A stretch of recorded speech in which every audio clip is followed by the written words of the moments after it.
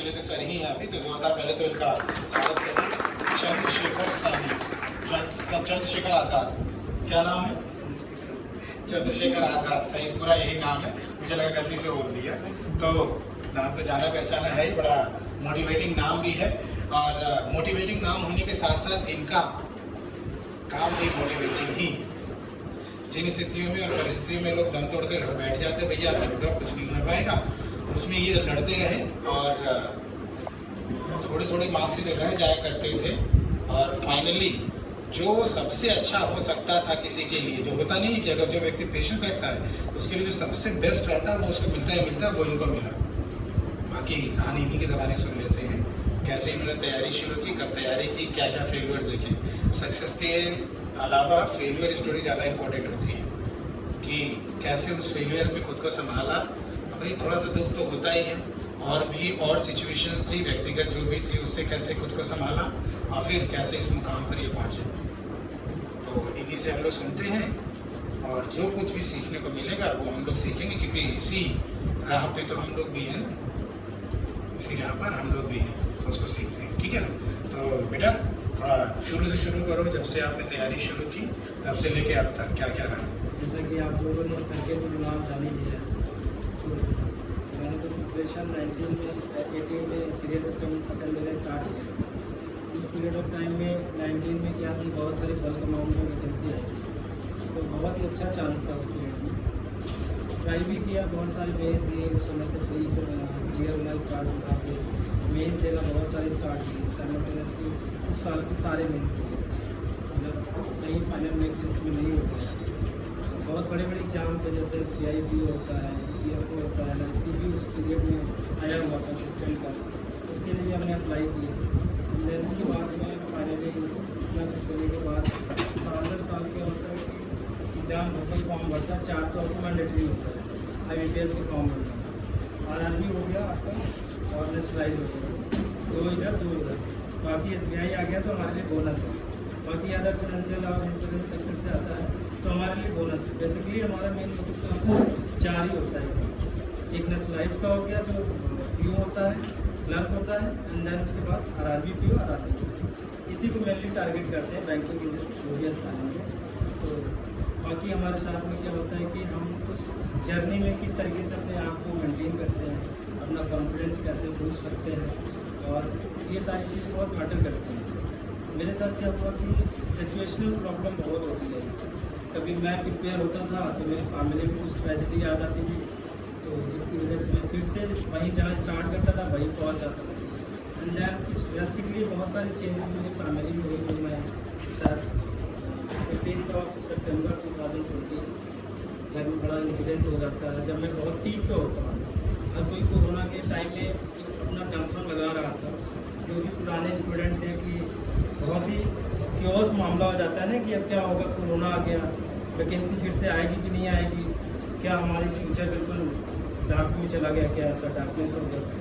तो जब उस पीरियड में मैंने क्या किया कि अपना एक अलग माहौल बना पढ़ने का, इसमें छोड़ना नहीं है।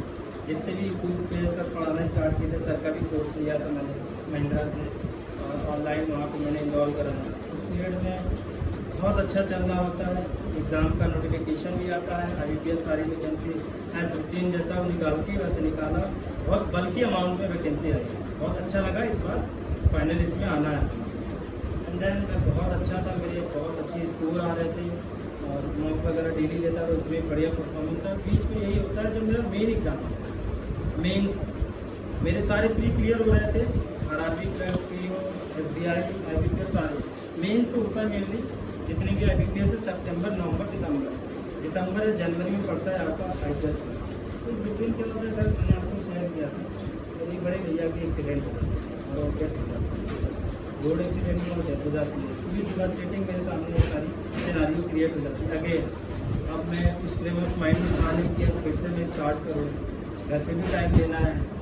अब मेरे भैया नहीं है जो एक ब्रेड विनर थे मेरी फैमिली के, सिंगल ओन पर्सन थे जो सारी चीज़ों को देख रहे थे। अब तक मैं फ्रीली होकर पढ़ रहा था, लेकिन अब मुझे दोनों अप्स एंड डाउन करना है। मेरी लाइफ ऐसे फंसी गई, मैं समझ में नहीं आ रहा था कि मैं तैयारी करूँ या छोड़ूँ।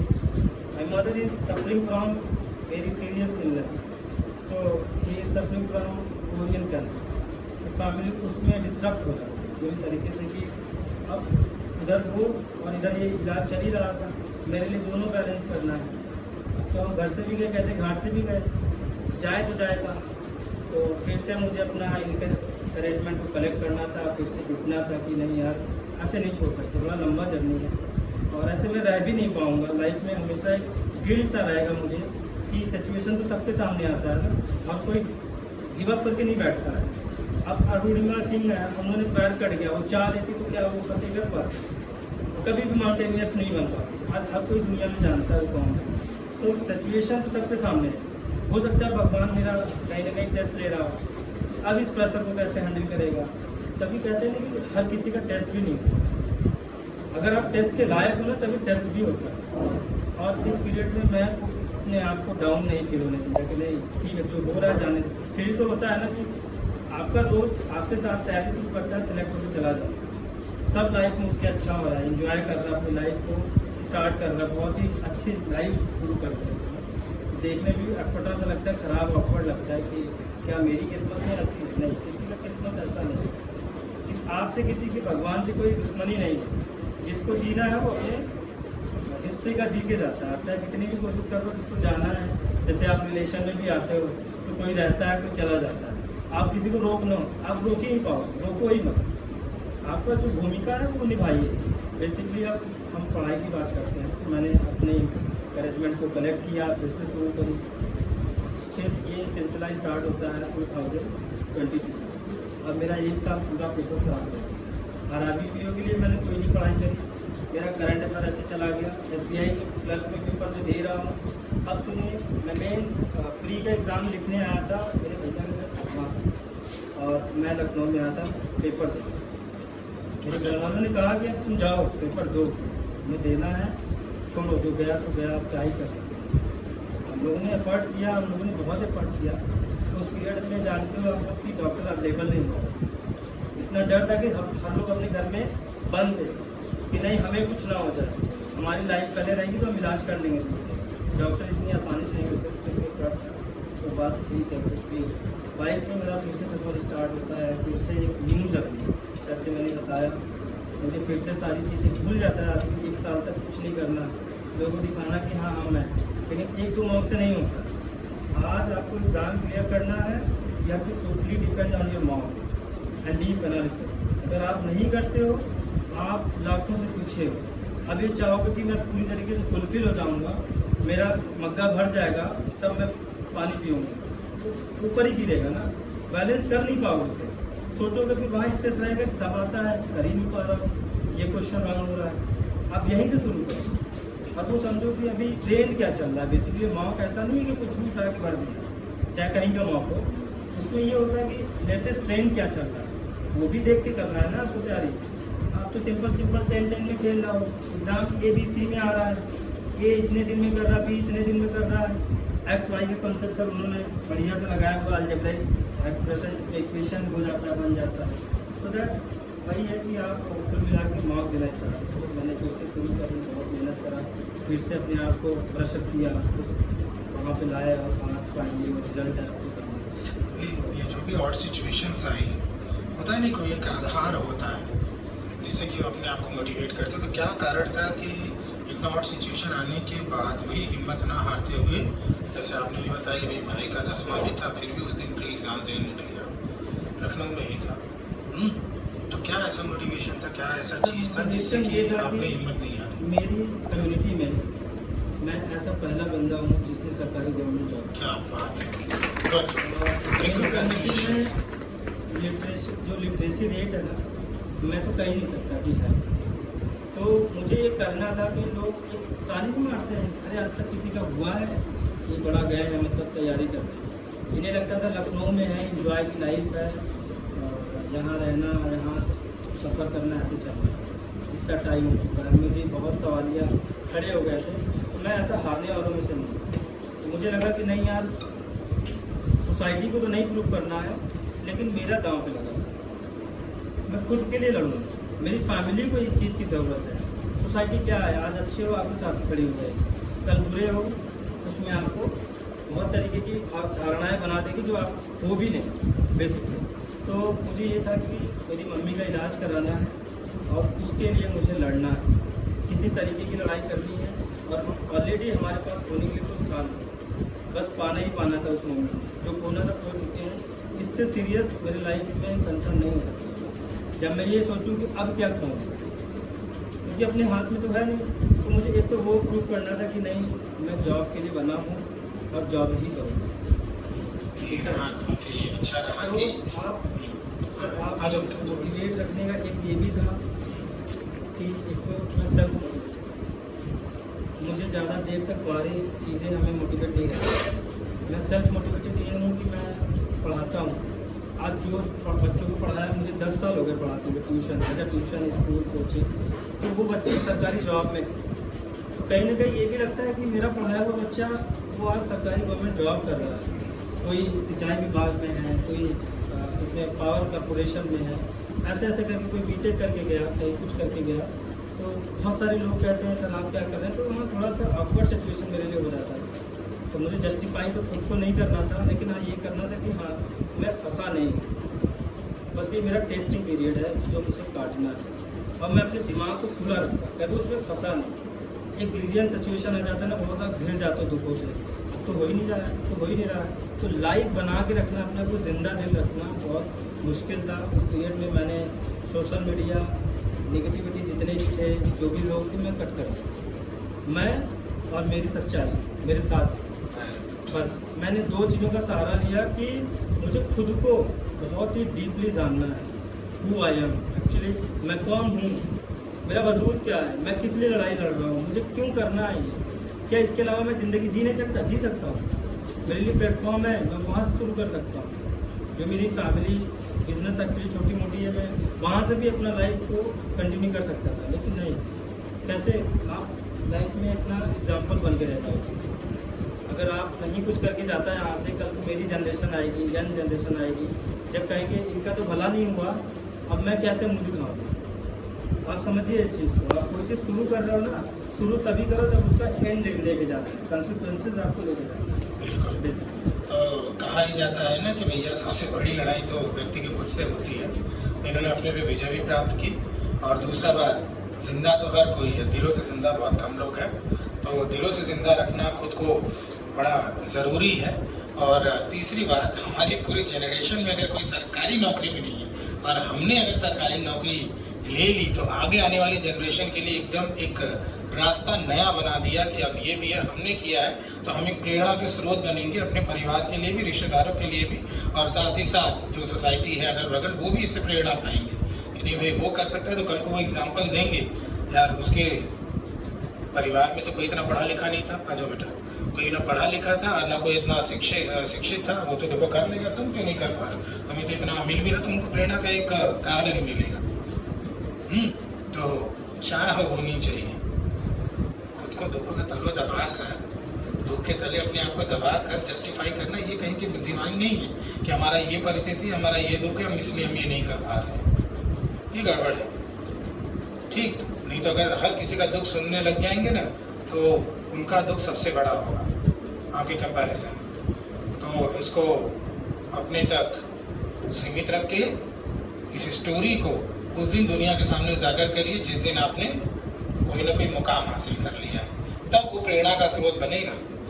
जब आप कोई ना कोई मुकाम हासिल कर लेंगे, फिर अपनी स्टोरी बताएंगे ना, तब ये प्रेरणा का स्रोत बनेगा और लोग आपसे मोटिवेट होंगे। नहीं तो वो महज एक क्या है, आप अपने दुखों को शेयर कर रहे हैं और कुछ नहीं बना, कुछ हासिल तो करिए, कुछ बनिए। तो ये रहते थे, अंदर से दुखी तो रहते थे, हम रीड तो कर लेते थे, नहीं हुआ, माता जी की तबीयत खराब हुई, तो हम इससे पूछा करते थे बेटा क्लास से गायब क्यों हो गए, नाराज़ हो जाते थे, ये नहीं सही है। एक बार तो नाराज़ हुई। मैंने अप्लाई भी किया यहाँ पढ़ाने के लिए, मैंने रीजनिंग फैकल्टी के लिए अप्लाई किया, सिलेक्शन भी हुआ। इस पीरियड में फिर से वैकेंसी ढेर सारी आ गई।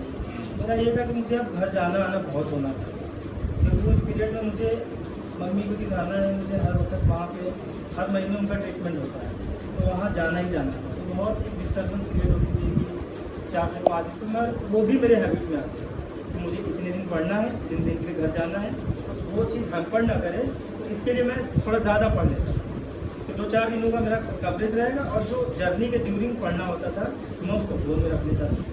ये मेरे साथ या तो ऑडियो की तरीके से सुन लिया, करंट अफेयर देख लिया, ज़्यादा से ज़्यादा रिवाइज कर लिया।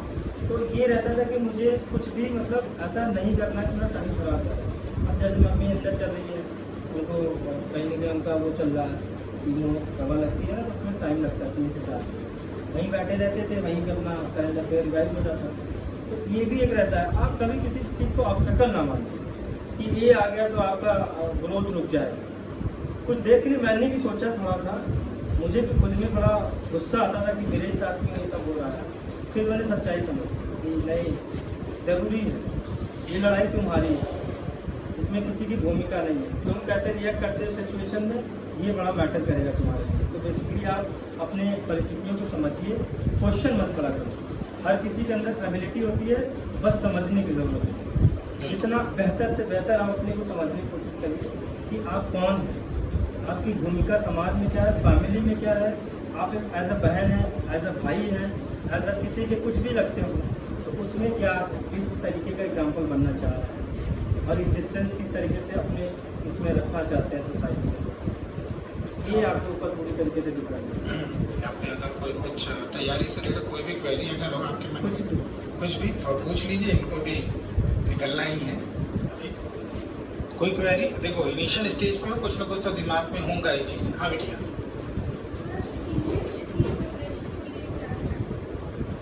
आप किस बोर्ड से हैं? इस बोर्ड से है बेटा।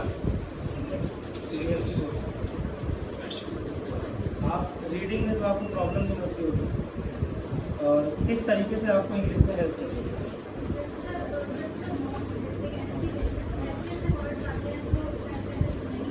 Word meaning. So word meaning के लिए बेसिकली क्या होता है, न्यूज़पेपर रीड करते हैं आप। देखिए, एक तो आप सुन लीजिए, एक तो आपको ये आइडिया लग गया होगा कि अभी तक आप ग्रेजुएशन जो करी है या जो 12th तक करी है, उसमें जो पढ़ाया गया वो सफिशिएंट नहीं है, तभी ये कॉम्पिटिटिव एग्ज़ाम है, ठीक है। अदरवाइज वहाँ का बस एक एडवांस हमको क्या है, लेवल पढ़ना है। एग्जाम आर्ट तो बदल नहीं गया होगा, सिंपल वर्ड तो आपको सभी को आता होगा। बहुत ज़्यादा आपको 2000 वर्ड मीनिंग जो एडवांस में है वही प्रिपेयर करना है। उन्हीं से वेल अवेयर हो जाइए, उनकी ग्रामेटिकल प्रोफाइल देख डालिए, एडवर्ब है, एडजेक्टिव है, नाउन है, किस तरीके के वर्ड एक्चुअली परफॉर्म करता है, ये सारी चीज़ें आपको part of speech well aware होना चाहिए। आपको अच्छे से पार्ट ऑफ स्पीच पहले आनी चाहिए कि कौन सा स्ट्रक्चर कहाँ पे लगता है, और फिलर्स में बहुत सारी चीज़ें हेल्प करती है। आर्टिकल आ गया, उसके बाद क्या आएगा, ठीक है, एडवर्ब आ गया तो उसको फॉलो करेगा। तो ये चीज़ें पहली चीज़ ज़रूरी है। अगर आपको रीडिंग में प्रॉब्लम है तो आप रीडिंग में तो प्रॉब्लम होगी नहीं, पर्टिकुलर एक इंडिविजुअल के लिए नहीं है, कोई भी इसमें अपने आप को अपनी जगह पर रख करके देख सकता है। अगर आपको रीडिंग में प्रॉब्लम है, आप छोटे से स्टार्ट करिए, दी पॉइनियर है, द हिंदुस्तान है, यहाँ से स्टार्ट करिए, एंड देन उसके बाद धीरे धीरे टाइम्स ऑफ इंडिया भी जम करिए। एक प्रोसीजर लीजिए, बहुत लंबा नहीं, 6 महीने में आपको एक प्रोसेस पूरा करना है। पहले आपको पॉइनियर समझ में आना है, 1 से 1.5 महीने पढ़ना है, 1 से 1.5 महीने द हिंदुस्तान पढ़ना है, जो मैंने लिटरली किया था। यहाँ एक माँ शारदा लाइब्रेरी थी सर मठ वाली, तो वहाँ सारे न्यूज़पेपर अवेलेबल हुआ करते थे, मैं वहीं जाकर पढ़ता था, मैंने 1 रुपया नहीं दिया। बाकी जो मुझे पढ़ना होता था तो मैं ऑनलाइन डाउनलोड करता था, और टेम्प मेल करके कुछ आता है, मैं जुगाड़ लगाया था द हिंदुस्तान, मतलब द हिंदू का ऑनलाइन पढ़ने के लिए।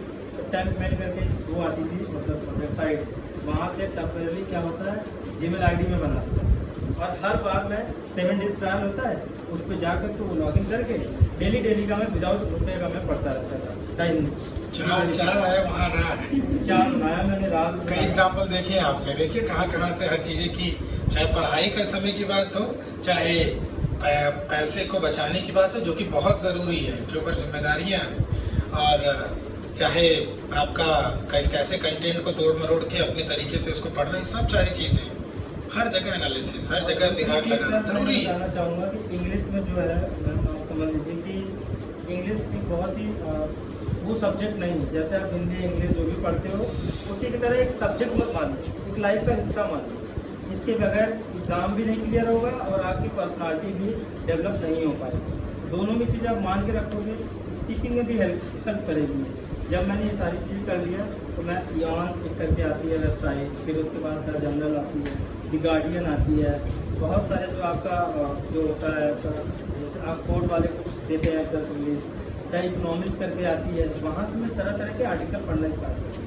और इतने डिफिकल्ट वर्ड यूज़ करते हैं कि आप गो थ्रू, पहली चीज़ तो आप लेवल नहीं बढ़ा रहे हो, आप वहीं पे हुए हो, आप सिर्फ चाह रहे हो कि हमको कोई इंपॉर्टेंट वर्ड मीनिंग का एक कलेक्शन दे दे, मैं वो रट लूँ, मेरा एग्जाम क्लियर हो जाएगा। वो चीज़ें कब आएंगी? आप डेली रीडिंग से करोगे तो आप हर दिन वो यूज़ होगा तो वो वर्ड मीनिंग खुद ही फैमिलियर हो जाएगा। हम किसी बता दें आपको, बहुत सारे लड़के थे हमारे साथ में, इंग्लिश मेरी बहुत अच्छी होगी, मैं यूपी बोर्ड बैकग्राउंड से आता हूँ, मुझे इतनी प्रॉब्लम हुआ करती थी, मैम बोलती थी मैं हिंदी में लिखता था, हिंदी और इंग्लिश। हिंदी आज भी मेरे नोट्स पढ़े हुए, मैं आपको स्नैपशॉट लेके भेजूँगा, वो मेरे लेवल था। और वहाँ से आके यहाँ और मैं CBSE, ICSE, IB और ISC बोर्ड को ट्यूशन पढ़ाता हूँ 9-10। अब समझ लीजिए throughout the class I have to speak in English all the time, तो सो दैट वहाँ पे 5,000 to 6,000 उनसे पे मतलब लेना, उनसे चार्ज करना मामूली चीज़ नहीं है। तो मुझे एक वो भी जिद था कि मुझे यहाँ प्रूव करना, मुझे इनके पढ़ाने के लिए इंग्लिश सीखनी है। एक तो वो मेरा बड़ा इम्प्रूवमेंट किया, मेरे लिए बहुत हेल्प किया कि एक वो अलग थी कि मुझे किताब रीड करनी, नॉवेल मेरे पास कम से कम अभी 17-18 किताबें, जैसे एटॉमिक हैबिट है, और अभी मेरे पास 5am क्लब है, मैंने वो भी पढ़ा, subconscious mind, diversity of knowledge आपके पास होना बहुत ज़रूरी है। हर एक एरिया से पढ़ना है, इकोनॉमी पे आगे कोई भी, ठीक है, अब जैसे इंश्योरेंस में कुछ चेंज आने वाला बहुत बड़ा, आप उसको उठा रहे हो, नहीं वो नहीं करना है। आपको ज्योग्राफी से भी आर्टिकल पढ़ना है, आपको फिजियोलॉजी से भी पढ़ना है, साइकोलॉजी से भी पढ़ना है, ठीक है, कुछ भी हिस्ट्री से भी रिलेटेड आगे पढ़ो, interest create.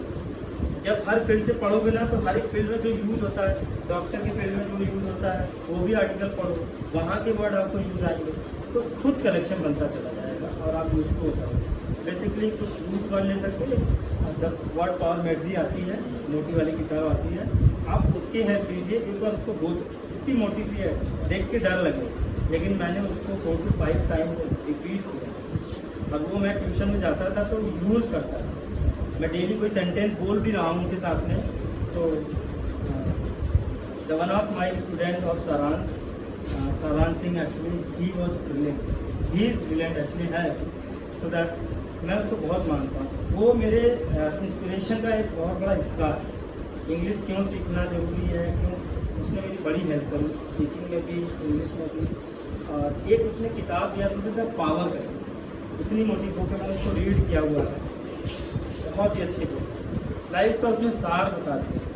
What is the power in the sense ये नहीं कि आपको पैसा कमाना, ये करना है, विजडम कैसे डेवलप करना।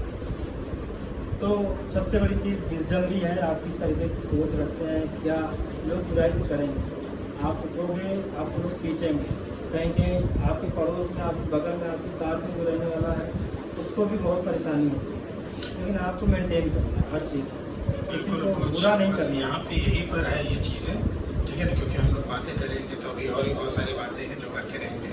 यहाँ पे यही चीज़ है कि जो भैया हमारे कंट्रोल पे है उस पर कंट्रोल रखो, जो एक्सटर्नल चीज़ें उस पर हमारा कंट्रोल नहीं है और करो यार उसको। इंटरनल चीज़ों पर जिस पे हमारा कंट्रोल है उसी पे बात करें, नहीं तो हम डिस्टर्ब भी होते रहेंगे, ठीक है। और कुछ जानना हो तो पूछ लीजिए, अदरवाइज हाँ बेटा। टाइम वेस्ट हम कैसे रोकेंगे? हम लोग टाइम का काफ़ी ज़्यादा वेस्ट करते हैं, फ़ोन ज़्यादा चलाते हैं, तो फिर कैसे रोकें? ये मेन चीज़ आती है बेटा, 10 मिनट फ़ोन चला लें, फिर अभी पढ़ लेंगे, और ऐसे करते 1 घंटे ये मेन चीज़ आती है कि जब पढ़ाई करते हैं तो डिस्ट्रैक्शन बहुत होता है, और डिस्ट्रैक्शन का सबसे बड़ा कारण है फ़ोन, बाकी तो चीज़ें बाद में हैं। अब फ़ोन में सोशल मीडिया भी है और फ़ोन तो फिर आते भी हैं। 10 मिनट होता है कि 10 मिनट रील्स देख लें, उसका पढ़ेंगे, फिर क्या होता है ऐसे 1 घंटे चल जाता है पूरा, भूल जाते होंगे कि पढ़ना है। ऐसा आपके साथ नहीं हुआ? नहीं, मेरे साथ तो मैं बीपिंग करके आती है, अभी शायद उसका एग्जैक्टली नेम नहीं पता है, मैं उसमें टाइमर लगाया करता था 15 मिनट, जैसे 15 मिनट, जैसे कभी भी मान लो मैं खाना बना रहा हूँ, रील्स चालू हो तो बिप करने लगता था 15 मिनट में, और मुझे मालूम होगा कि नहीं मैं ज़्यादा तो मैं कट कर देता था। देखिए किसी चीज़ को डिस्ट्रैक्शन मत समझिए कि फेसबुक डिस्ट्रैक्ट कर रहा है, मेरे मोबाइल में सब कुछ है, लेकिन आप वेलबिंग खोलोगे अभी अपना, आपको 31 डेज़ का रिकॉर्ड मिल जाएगा। मैंने व्हाट्सएप कितना यूज़ किया, फेसबुक कितना यूज़ किया, इंस्टा तो है ही मैंने कभी यूज़ किया नहीं, एक साल के लिए पड़ा रहा वो ऐसे कि मैंने कोई स्नैपचैट नहीं, कुछ नहीं मेरी लाइफ में। मेरे फेसबुक पे अपडेट आपको लास्ट मिलेगा एटलीस्ट 17 या 18 का एक आध पोस्ट करा, और लास्ट सीन भी आप देखोगे तो आप पाओगे कि नहीं मैं फेसबुक पे हूँ, यकीन मानिए इस चीज़ का। तो हर चीज़ आपके हाथ में है, कंट्रोल में। आप वेलबींग ऐप यूज़ करिए, देखिए आप कहाँ कहाँ टाइम दे रहे हो, फेसबुक पे ज़्यादा दे रहे हो, किस ऐप को ज़्यादा यूज़ कर रहे हो। हमें ऐसा वेलबींग ऐप आती है, ठीक है ना, देखो फोकस रहो, मेडिटेशन करो, अपने काम को ईमानदारी के साथ निभाओ। मेरे पास टाइम ऐसे भी नहीं कमी रहती थी, ट्यूशन में हमेशा इन्वॉल्व रहता था 3 to 4 आवर्स, तो मुझे उसका भी एक हेडक रहता था कि मैं इसमें मोबाइल को टाइम दे दूँगा तो मेरा टाइम ऐसे किल हो जाए। तो मैं थोड़ा अपने मोबाइल को कम देने के लिए मैंने ट्यूशन बता दिया। अब ये बताओ, इन लोगों के लिए क्योंकि अभी तैयारी शुरू किए ही हैं, कुछ पुराने भी हैं कुछ नए भी हैं इसमें, ठीक है। तैयारी मेरे ख्याल से कितनी क्लास, 3 हफ्ते हो गए, तीसरा हफ्ता शायद चल रहा है, और बाकी पुराने बच्चे भी हैं जो प्री भी दिए हैं और जो अभी प्री के लिए तैयार हो रहे हैं। कोई 2 मेन चीज़ या उसको कह लो गुरु मंत्र के रूप में क्या बताना चाहोगे आप? देखिए बेसिकली आपको एग्जाम के लिए शॉर्ट पढ़ना है तो आप बेसिक पे ज़्यादा फोकस करिए, प्लस उसके साइमल्टेनियसली आप मॉक टेस्ट बहुत करें। आप यहाँ पे बेहतरीन यूज़ कर सकते हैं, इतना बढ़िया लैब है। पहले बीच में हुआ करता था सर, लाइन लगती थी, भीड़ लगती थी, कि मतलब आपको मतलब उसमें ये होता था कि मॉक टेस्ट देने के लिए आपको स्लॉट बुक करना है। तो सबसे बड़ा मूल मंत्र है आपका मॉक टेस्ट। बैंक के केस में कोई भी एग्ज़ाम हो, पहले आप बेसिक तैयार करते रहो, और ना हो तो आप बहुत बोरियत महसूस कर रहे हो तो आप सेक्शनल लगाओ, टॉपिक वाइज क्लियर करो, लेकिन सेक्शनल टाइमर के साथ। हार्ड कॉपी में, शॉर्ट कॉपी में आप अपने कन्वीनियंट के अकॉर्डिंग अपना चुनाव कर सकते हैं। ये 2 चीज़ें, बेसिक तक देखना है, मॉक टेस्ट देखना। चलिए फिर हम लोग की तरफ से इनको शुभकामनाएं। इन्होंने बहुत ही चीज़ों का सामना करते हुए अपने आप को यहाँ स्थापित किया है, और भगवान करे इनके आगे आने वाला जो जीवन है खुशियों से भरा रहे, और परिवार में सभी लोग स्वस्थ रहें, ये भी स्वस्थ रहें, और सबके मोटिवेशन का कारण भी बने। और अब हम चाहेंगे कि भाई आप फेसबुक इंस्टा पे सब पे एक्टिव भी हो जाओ, अब टाइम भी है। मेरा तो प्रोफेशन ही वही है सर। नहीं, अब तो प्रोफेशन तो वो बन ही जाएगा, क्योंकि एडीओ की जॉब में तो सोशल मीडिया को काफ़ी यूज़ करना पड़ेगा, ठीक है। तो वो तो है ही, साथ ही साथ और भी कारण हैं। अब तो ज़िंदगी नई शुरू होगी, ठीक, ओके। तो सबको भूल मत जाना, सबको बुला लेना। जब भी किसी को काशी दर्शन करने आना हो, सर का नंबर ले लीजिए, आई ऑलवेज अवेलेबल देयर, जब भी आपको कुछ भी महसूस हो। चलो ठीक है, ऑल द बेस्ट, और जाओ और एंजॉय करो। अब धीरे धीरे सब चीज़ें अच्छी होंगी। अब परेशान तो नहीं रहते थे, लेकिन अब परेशानी आएगी भी नहीं। भगवान करे कोई परेशानी इनसे ना ही आए, ठीक है ना। सदा खुश रहे। ऑल द बेस्ट सबके तरफ से। Thank you.